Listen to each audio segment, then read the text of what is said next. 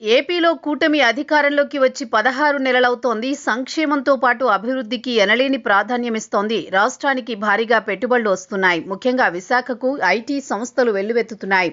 ఇంకోవైపు అమరావతి నిర్మాణ వనరులు జోరుగా సాగుతున్నాయి. రాయలసీమ ప్రాంతంలో సైతం అభివృద్ధి పెద్ద ఎత్తున జరుగుతోంది.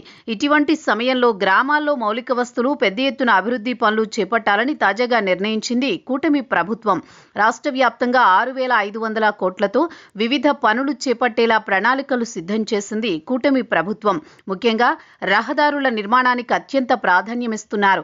పవన్ ఏపీ డిప్యూటీ సీఎంగా ఉన్నారు. పంచాయతీరాజ్ గ్రామీణాభివృద్ధి శాఖను నిర్వహిస్తున్నారు.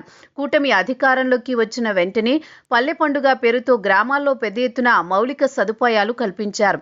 పెద్ద ఎత్తున గ్రామాల్లో రహదారులు, కాలువల నిర్మాణం పూర్తయింది. అయితే ఇప్పుడు మరోసారి పల్లె పండుగ 2.0 ప్రారంభించాలని భావిస్తున్నారు.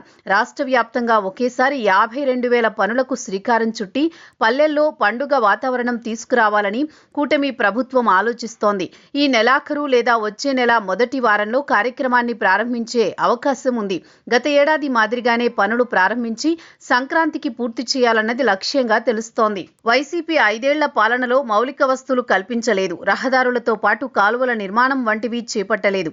ఎక్కడి సమస్యలు అక్కడే అన్నట్టు విడిచిపెట్టారు. ఇటువంటి పరిస్థితుల్లో అధికారంలోకి వచ్చిన కూటమి ప్రభుత్వం గత ఏడాది అక్టోబర్లో పల్లె పండుగ కార్యక్రమాన్ని నిర్వహించింది. 2,000 కోట్ల రూపాయలతో వివిధ అభివృద్ధి పనులు చేపట్టారు. దానిని స్ఫూర్తిగా తీసుకుని పల్లె పండుగ 2.0 పథకానికి శ్రీకారం చుట్టింది కూటమి. ఇటీవల సమీక్ష జరిపిన డిప్యూటీ సీఎం పవన్ ఇందుకు సంబంధించి ప్రణాళిక తయారు చేయాలని ఆదేశించారు.